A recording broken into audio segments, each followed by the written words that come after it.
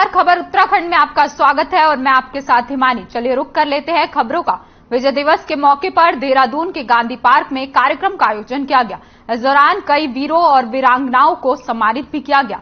वहीं मुख्यमंत्री पुष्कर सिंह धामी ने कार्यक्रम में शिरकत कर शहीदों को श्रद्धांजलि दी। आपको बता दें कि 16 दिसंबर 1971 में भारतीय सैनिकों ने पाकिस्तान की फौज को धूल चटा दी थी। इस दौरान सीएम धामी ने कहा कि आज का दिन पूरे देश के लिए गौरवान्वित करने वाला दिन है, क्योंकि आज के दिन देश के जवानों ने पाकिस्तान के नापाक इरादों को निस्तेनाबूद किया था। कार्यक्रम में सैनिक कल्याण मंत्री गणेश जोशी, वित्त मंत्री प्रेमचंद अग्रवाल और कैंट विधायक सविता कपूर भी शामिल रहे।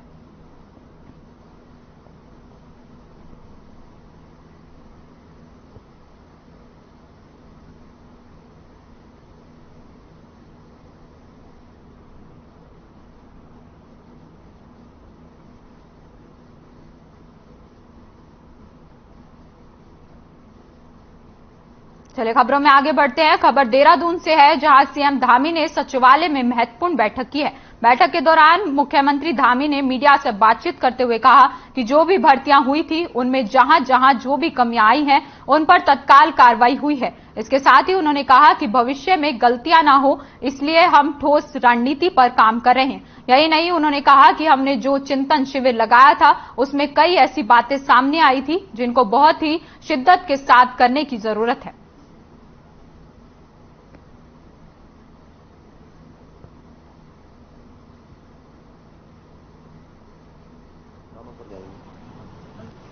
सभी जो हमारे ऐसे तीर्थ स्थल हैं, धार्मिक स्थल हैं, जो हमारे पंच प्रयाग हैं, उन सभी स्थानों पर ये हो, क्योंकि उत्तरायण एक बहुत बड़ा हमारा महापर्व है और जहां हम उत्तराखंड के अंदर इसको अलग अलग रंग से, कहीं उत्तरायणी के नाम से, मकर संक्रांति के नाम से, लोहड़ी के नाम से, कहीं पोंगल के नाम से, देश में हर जगह मनाया जाता है। तो हमारे यहाँ पर इसका विशेष महत्व है उत्तरायण का, तो इसलिए निश्चित रूप से ये हमारी संस्कृति का भी अहम हिस्सा है। तो ये आगे जाना चाहिए, इसको हम लोग पूरे धूमधाम से मनाएंगे। जो व्यवस्था बनेगी सभी लोग अपने अपने स्थानों पर जाएंगे।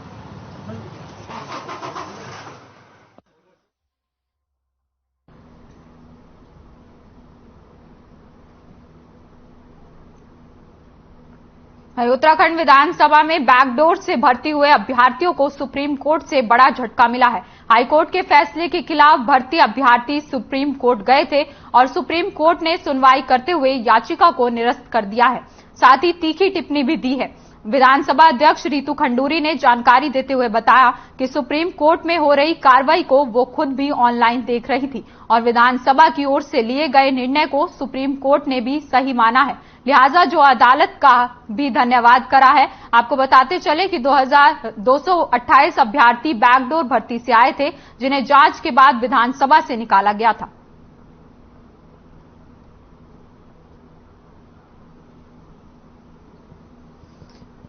उत्तराखंड विधानसभा में जो भर्तियां हुई थी और जो निर्णय माननीय उच्च न्यायालय उत्तराखंड के खंडपीठ ने, डबल बेंच ने लिया था, उसके खिलाफ कुछ लोग आज माननीय सर्वोच्च न्यायालय पहुंचे थे। यहां पर एक विशेष याचिका एसएलपी लगाई गई थी और यहां पर जो डबल बेंच था उन्होंने उस पिटीशन को खारिज किया है। जब पिटीशन डिसमिस हुई उसके बाद जो पिटिशनर्स थे उनके वकील ने ये बात कही कि वो उस पिटीशन को विड्रॉ करना चाहते हैं, जिसकी परमिशन डबल बेंच ने उन्हें दी।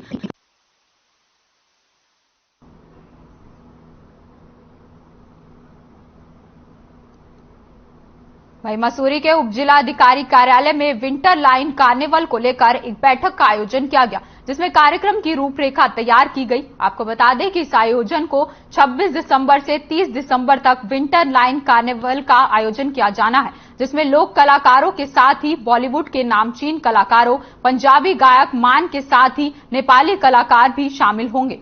इस बारे में जानकारी देते हुए उप जिलाधिकारी शैलेंद्र सिंह नेगी ने बताया कि 26 दिसंबर को सर्वे मैदान से सांस्कृतिक झांकी निकाली जाएगी, जिसमें लोक वाद्य यंत्रों के साथ स्थानीय और प्रदेश स्तर के कलाकार शामिल होंगे। साथ ही उन्होंने बताया कि कार्यक्रम के उद्घाटन के लिए प्रदेश के मुख्यमंत्री से भी वार्ता की जा रही है और उम्मीद है कि मुख्यमंत्री कार्यक्रम का उद्घाटन करने के लिए पहुंचेंगे।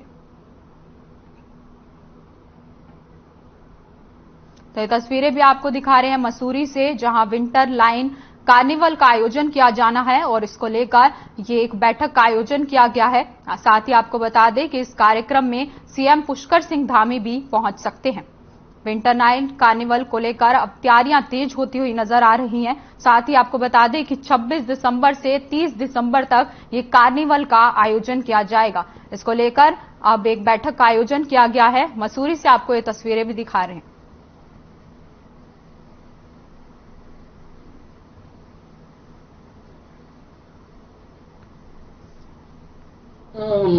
बड़े स्टार में यदि हम अपना उत्तराखंड का देखें तो लोक संगीत में नरेंद्र सिंह नेगी जी और प्रीतम भरतवान जी और अपना मीना राणा जी, ये सब लोग आ रहे हैं। संगीता ढोंडियाल, ये सब ग्रुप आ रहे हैं। और उसमें पंजाबी भी एक मान है, उनको भी हमने इसमें स्थान दिया है। और इसमें नेपाली फोक भी है, उसमें गोरखाली सुधार सभा की ओर से वो प्रस्तुति दी जाएगी। और साथ में मैं आपको बताना चाहूंगा कि बॉलीवुड से जो है कुछ बड़े कलाकार फाइनल हुए हैं। वहीं पीने के लिए जनता को पर्याप्त पानी चाहिए, लेकिन बिल नहीं चुकाएंगे। फिलहाल जल संस्थान के आंकड़े यही कुछ कह रहे हैं। देहरादून समेत पूरे प्रदेश में पानी के बिल का बकाया 361 करोड़ रुपए तक पहुंच गया है। खास बात यह है कि अकेले दून शहर के 208 करोड़ रुपए की देनदारी बकाया है। यही नहीं, राजस्व वसूली के परफॉर्मेंस भी काफी खराब नजर आ रहा है, जिसको लेकर जल संस्थान प्रबंधक को अल्टीमेटम तक जारी करना पड़ा है।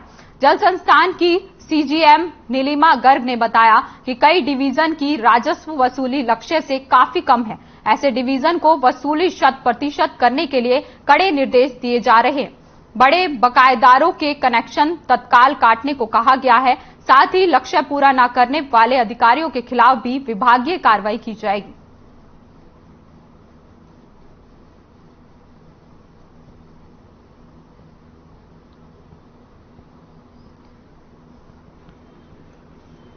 देखिए, इस वर्ष का हमारा राजस्व का टारगेट 361 करोड़ है, जिसमें से 130 करोड़ आ गया। तो जो शेष बचा है वो हमें मार्च 23 तक वसूलना है।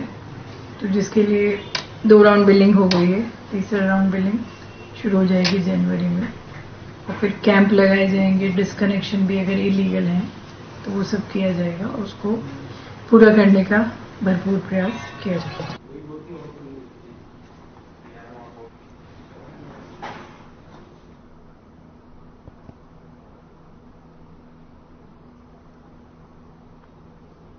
वहीं बढ़ती ठंड की वजह से राजधानी देहरादून में तापमान में लगातार गिरावट देखने को मिल रही है। इसी कड़ी में जिला प्रशासन भी अलर्ट मोड पर नजर आ रहा है। देहरादून की जिलाधिकारी सोनिका ने बताया कि रैन बसेरों की व्यवस्था प्रशासन ने बेहतर ढंग से की है। देहरादून में 4 रैन बसेरे हैं। उन्होंने कहा कि इसके अलावा रैन बसेरे नगर प्राधिकरण में भी हैं। जिलाधिकारी देहरादून ने बताया कि मामले को लेकर उन्होंने बैठक भी ली है, जिसमें सभी एसडीएम को निर्देश दिए गए थे कि वो अपने ईओ के साथ वहां जाएं और मौके का निरीक्षण करें। अगर कोई कमी लगती है तो उसको ठीक करें। जब सर्दी का पीक समय आएगा, ऐसे में किसी को असुविधा ना हो। ये हमारी तरफ से लगातार प्रयास किए जा रहे हैं।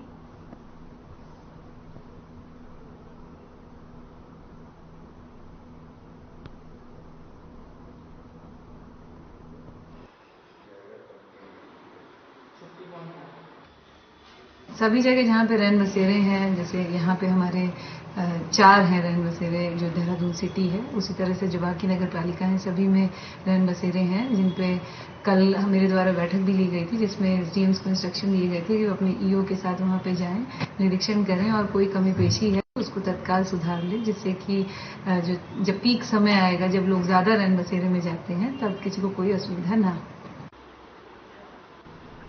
जनपद टिहरी गढ़वाल के देवप्रयाग विधानसभा के कीर्तिनगर ब्लॉक में 2 करोड़ 36 लाख की लागत से बने सामुदायिक विकास भवन का विधायक विनोद कंडारी ने लोकार्पण किया है। इस दौरान उन्होंने नगर क्षेत्र के लिए विभिन्न योजनाओं की घोषणा भी की।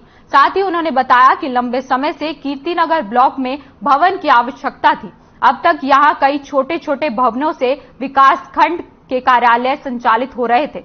बहुउद्देश्य भवन बनने के बाद अब एक ही भवन में सभी कार्यालयों का संचालन किया जाएगा, जिससे कि ग्रामीणों को किसी तरह की परेशानियों का सामना नहीं करना पड़ेगा।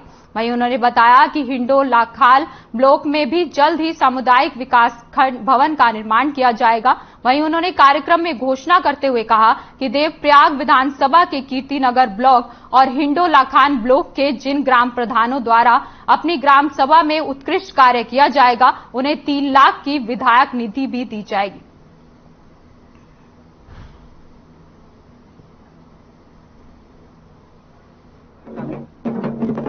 अधिकारी हमारी आदरणीय जनप्रति की नजर जिस चीज में पड़ जाए विकास के लिए उसको करने के लिए होंगे। और आज मैं बड़ी खुशी मुझे हो रही कि मैं आज दिल से कीर्तनगर ब्लॉक के, क्योंकि मैं जब बीटीसी में जब पिछली बार विधायक बनकर आया था तो मुझे लगा कि यहाँ का भवन बनना चाहिए और मुझे बड़ी खुशी हो रही कि आज इसका मैंने लोकार्पण किया है और 1 हफ्ते के अंदर अब यही सौगात में हिंडोलाखाल ब्लॉक को देने जा रहा हूँ।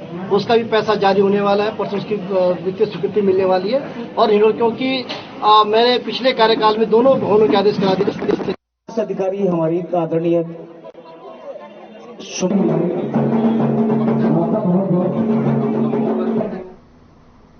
वहीं जसपुर की पहचान अब सिर्फ कूड़े के ढेर के रूप में ही रह गई है। जगह जगह लगे कूड़े के ढेर नगर पालिका की सफाई व्यवस्था की पोल खोलते हुए नजर आ रहा है और प्रशासन की लापरवाही भी बयां कर रहे हैं। इन कूड़े के ढेरों से अब पूरा शहर परेशान है। शहर में कूड़े और गंदगी का अंबार भी लगा हुआ है, लेकिन नगर पालिका प्रशासन का इस ओर कोई भी ध्यान नहीं है। बढ़ते मौसम में जहां डेंगू जैसी बीमारियां भी अपने पैर पसार रही हैं, तो वहीं गंदगी से लोगों का बीमारी का डर भी सताने लगा है। वार्ड मेंबर्स का कहना है कि कई बार अधिशासी अधिकारी से शिकायत की गई और हर बार मीटिंग में इस मुद्दे को उठाया जाता है, लेकिन कोई भी सुनने को तैयार नहीं है। नगर पालिका सफाई के नाम पर पैसा ठग रही है। लोगों का कहना है कि सीएम हेल्पलाइन पर भी इसकी शिकायत की गई है, लेकिन कोई कार्रवाई नहीं की गई है। जसपुर से आपको ये तस्वीरें भी दिखा रहे हैं जहां नगर पालिका की बड़ी लापरवाही देखने को मिल रही है। आपको बता दें कि हर जगह कूड़े के ढेर लगे हुए हैं, जिससे लोगों को काफी परेशानियों का सामना करना पड़ रहा है। तस्वीरों में भी आप देख सकते हैं कि किस तरह से जगह जगह कूड़े के अंबार लगे हुए हैं। लोगों का कहना है कि इसको लेकर कई बार शिकायत की गई, साथ ही सीएम हेल्पलाइन नंबर पर भी इसकी शिकायत की गई, लेकिन अभी तक उनकी समस्या का समाधान नहीं हो पाया है।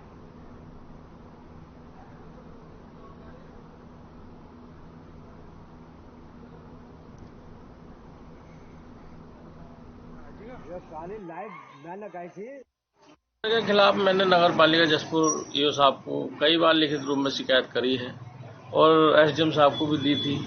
उसके बाद कुछ सुनवाई नहीं करते हैं। उसके बाद मैंने 16 सितंबर में सीएम हेल्पलाइन पे शिकायत करी, तो इन्होंने सीएम हेल्पलाइन भी सिर्फ कागजों का पेट कागजों से भर दिया। धरातल पर कोई कार्य किया ही नहीं। इन्होंने सफाई के नाम पर इन्होंने गलत पैसा निकाला जा रहा है नगर पालिका जसपुर द्वारा। कूड़े की समस्या उसमें लगातार ही हमारे द्वारा मॉनिटरिंग की जा रही है और क्योंकि जो ये समस्या काफ़ी गंभीर है, मेरे द्वारा ईओ को भी इसमें तलब किया जाएगा और मैं खुद ही, हमारी डिपार्टमेंट की जो टीम है एक बार मौके पर जाएगी और मौके पर ही इसका निस्तारण करेगी। कि अगर ये बात है क्योंकि लंबे समय बाद मैंने आज ही ज्वाइन कर रखा है, तो उसके बाद जो भी कार्रवाई होगी मैं इसको देखूंगी। अरे ऐसे ना ऐसे पूरा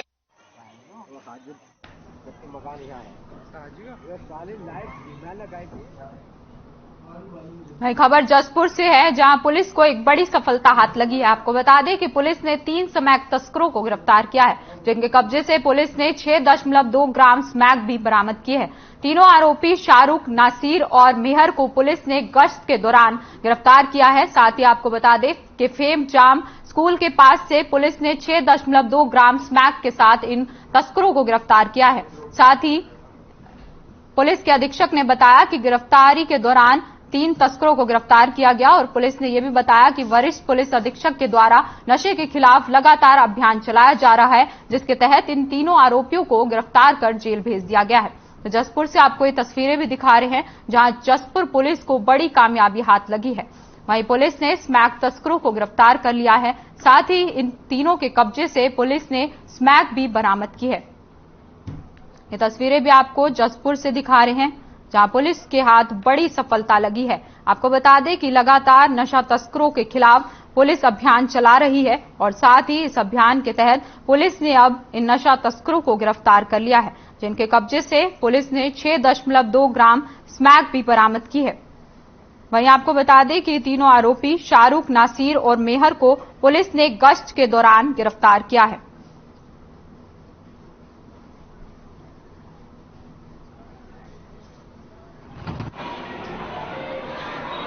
में लगातार नशे की शिकायतें काफी प्राप्त हो रही थी।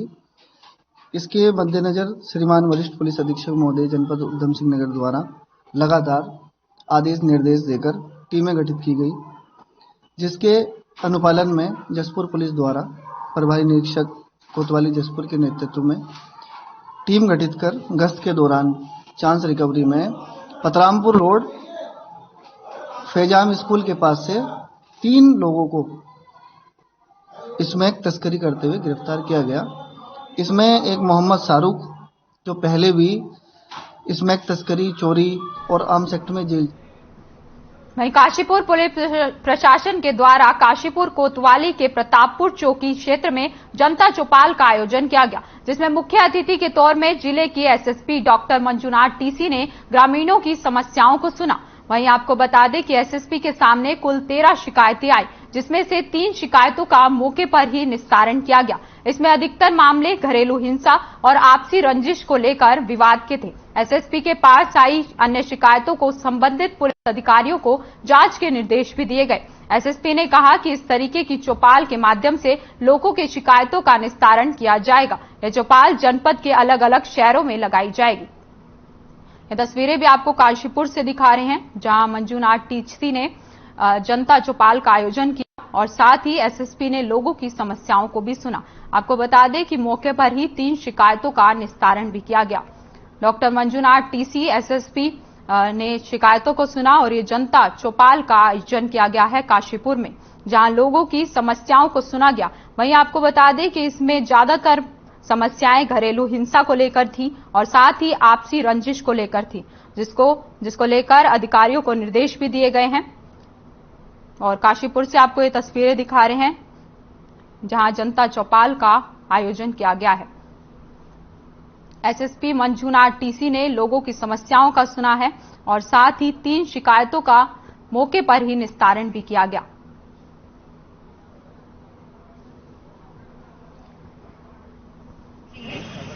सीएम साहब का लगातार निर्देश है और डीआईजी साहब का, डीजीपी साहब का लगातार निर्देश रहता है कि पुलिसिंग का कैंप्स लगना चाहिए। तो इसी के तहत और हमारा भी हमेशा प्रयास रहता है कि लगातार हम ऑफिसों में बैठ के फील्ड में जाते हैं लॉ एंड ऑर्डर में। इसके अलावा भी कोई लॉ एंड ऑर्डर के अलावा भी हम जाके फील्ड में दूरस्थ गांवों में हम जो है चौपाल लगाए, हमेशा हमारे को अच्छा लगता है। इसी के तहत आज हमने एक पुलिस आपके गांव में करके एक पुलिस चौपाल हमने लगाया है। इसका पहला प्रयास है पूरा उधम सिंह नगर जनपद का। इसके तहत हमने प्रतापपुर को चुना हमने, जहां पे सबसे ज्यादा पुलिसिंग का छोटे मोटे बड़े हर छोटे मोटे झगड़े मसले आते रहते हैं, उसको चुना है हमने। ये एक प्रयास है। मसूरी में उप जिलाधिकारी कार्यालय में आयोजित टैक्सी संचालकों और उप जिलाधिकारी की बैठक किसी नतीजे पर नहीं पहुंच पाई। उप जिलाधिकारी ने मैसोनिक लॉज बस स्टैंड और लाइब्रेरी बस स्टैंड से टैक्सियों को कांक्रेन स्थित कार पार्किंग पर शिफ्ट करने को लेकर बैठक का आयोजन किया, जिसमें टैक्सी संचालकों ने प्रशासन पर पार्किंग संचालक को लाभ पहुंचाने का आरोप भी लगाया। वहीं उप जिलाधिकारी ने टैक्सी संचालकों को कड़े शब्दों में निर्देशित किया कि दोनों टैक्सी स्टैंड पर सीमित संख्या में टैक्सी की जाएगी और बाकी टैक्सियों को कंक्रेन स्थित कार पार्किंग पर पार्क किया जाएगा, जिसका टैक्सी संचालकों ने विरोध किया और बैठक का बहिष्कार करने की भी बात कही। वहीं उप जिलाधिकारी शैलेंद्र सिंह नेगी ने कहा कि टैक्सी संचालकों को 2 दिन का समय दिया गया है, उसके बाद योजना को प्रभावी रूप से लागू किया जाएगा। साथ ही उन्होंने कहा कि पार्किंग में शुल्क को लेकर भी टैक्सी संचालकों से बात की गई है, जिस पर शीघ्र सहमति बनने की संभावना है।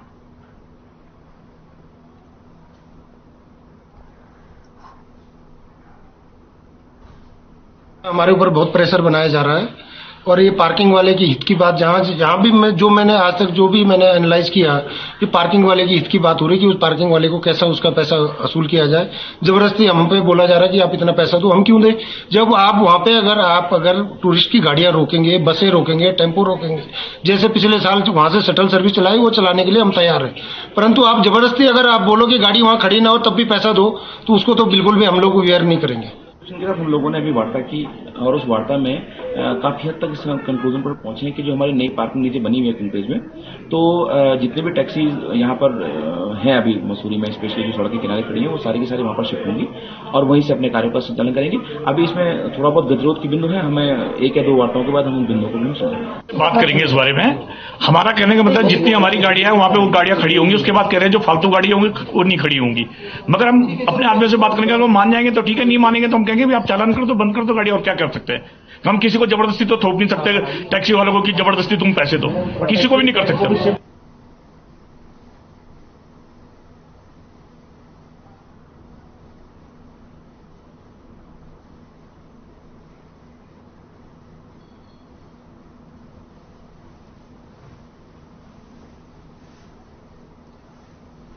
वहीं उत्तराखंड के पर्यटन और लोक निर्माण विभाग मंत्री सतपाल महाराज ने पौड़ी पहुंचकर करीब 7 करोड़ की योजनाओं का शिलान्यास किया है और विकास कार्यों की प्रगति को जानने के लिए जिले के तमाम अधिकारियों के साथ समीक्षा बैठक की। सतपाल महाराज ने कहा कि खराब सड़कों की हालत को लोक निर्माण विभाग जल्द सुधार ले।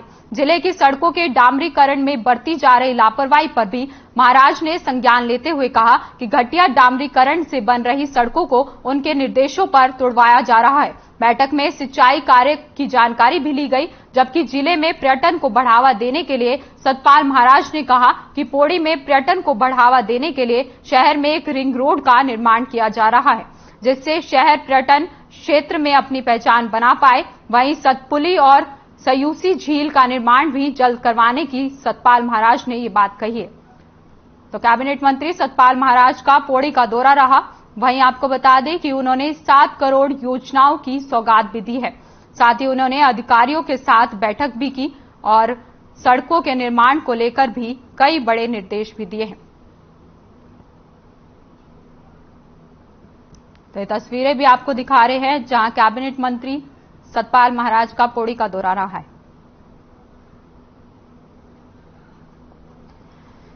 हम लोगों ने 7 करोड़ 13 लाख 13 हजार के हमारी जो विकास के जो हमारी जो राशि है और विकास के जो काम हैं उसका हमने जो है शिलान्यास और लोकार्पण किया है।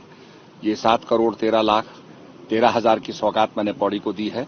मुझे बड़ी खुशी हो रही है और आज हमारे विधायक हैं सम्मानित, उनके साथ बैठ करके हमने पूरा विकास के जितने भी काम पौड़ी में हो रहे हैं, पौड़ी जिले में हो रहे हैं, उनका अनुश्रवण किया और हिदायत दी है कि भाई बड़े वेग से हम काम करें और तन्मयता से काम करें।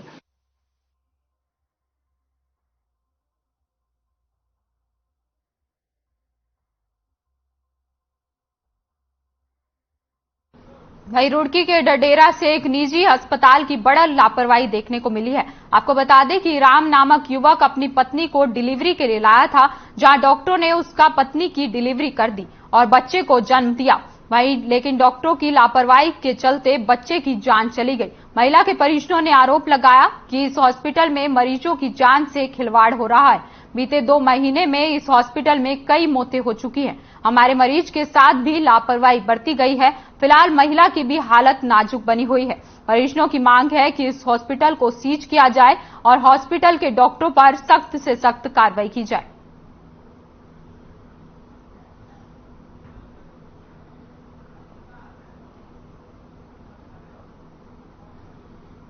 ये डॉक्टर नहीं है, आतंकवादी का करार देना चाहिए। ऐसे डॉक्टर नहीं होते। पहले भी केस बिगाड़े बहुत केस बिगाड़े। हमारे नोनहरी की एक बहुत ही 2 महीने पहले से उतार दिए। तो यो आशा ज्योतिष की यहाँ सेटिंग थी, वो उसको यहाँ लेकर आई और जी उन्हें से यहाँ एडमिट करवा दिया। एडमिट करने के बाद रात को बच्चा होया 2 बजे करीब। बच्चा होने के बाद भी 1 घंटे बाद बताया और बच्चा को सारी रिपोर्ट तो नॉर्मल थी और फिर उसने जो है मार दिया बच्चों को। बच्चों को चलो हम दफना दिया हमने सुबह के उठते के साथ ही। ऑपरेशन तुमने तुरंत क्यों नहीं करा? तुमने नॉर्मल का चांस क्यों लिए जबकि नॉर्मल का उसका चांस नहीं था? क्यों लिए तुमने? मैं चाहूँ तो तुम्हारा पूरा बीच में आग लगा दूं। तुम्हारे अस्पताल में झोला छाप अस्पताल खोलने बैठे रोड के ऊपर तुम क्या रोड फाड़ दिया, बोर्ड भी फाड़ दिया, एमबीएस डॉक्टर अंगूठा छाप पूरा नाम काट दिया। तुम चाह रहे क्या पब्लिक की आवाज बंद कर दोगे तुम?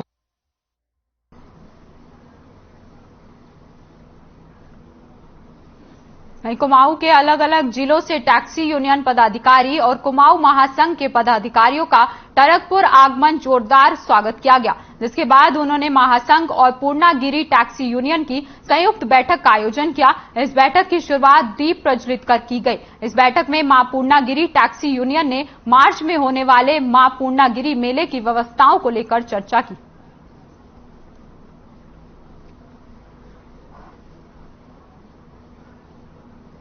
चीजों में दिक्कत आएगी। देखिए, कोई भी वाहन स्वामी है, वाहन लेता है तो वो कम से कम इस हिसाब से लेता है कि 6-7 साल तक तो वो बैंक का दे रहा है। उसके बाद वो 6-7 साल तक अपने आगे को परिवार का भरण पोषण करने के लिए रखता है। अगर स्क्रैप नीति आ गई तो आप ये लगाइए, जब सरकार की गाड़ियां फिटनेस में पास नहीं हो रही है तो हम लोगों के वाहन कहां से पास होंगे? या सरकार हमें ऐसी गड्ढा मुक्त सड़कें दे कि हम अपनी गाड़ियां बिल्कुल चटाई में चलाएं। चलनी हमने गड्ढा मुक्त सड़कों पर, तो हमारी गाड़ियां कहां से? वहीं टनकपुर में श्री पूर्णागिरी टैक्सी एसोसिएशन की तरफ से कुमाऊं महासंघ टैक्सी यूनियन के पदाधिकारियों का स्वागत कार्यक्रम आयोजित किया गया। कार्यक्रम के बाद श्री पूर्णागिरी टैक्सी एसोसिएशन अध्यक्ष मदन कुमार ने बताया कि कुमाऊं महासंघ टैक्सी यूनियन पदाधिकारियों के काफिले को कुछ हुड़दंग मचाने वाले नशेड़ी अराजक तत्वों ने रोकने की कोशिश की, जिसके बाद अराजक तत्वों ने यूनियन कार्यालय के सामने मुख्यमंत्री के फोटो के साथ महासंघ पदाधिकारियों और पूर्णागिरी टैक्सी यूनियन के बैनर तले फाड़ दिए। वहीं आपको बता दें कि तो उन्होंने बताया कि दूसरी तरफ कुछ हुड़दंग मचाने वाले मेहनत पर पानी फेरते हुए नजर आए, जिसकी सूचना भी दी गई और साथ ही 112 पेट्रोलिंग पुलिस पर आरोप लगाते हुए उन्होंने कहा कि पहले उन्होंने ऐसे सक्रिय नशेड़ी अराजक तत्वों की जानकारी 112 पर फोन करके दी थी, लेकिन 112 पेट्रोलिंग वाहन में तैनात पुलिसकर्मियों ने लिखित शिकायत पत्र का हवाला देते हुए नशेड़ी और साथ ही नजरअंदाज कर दिया।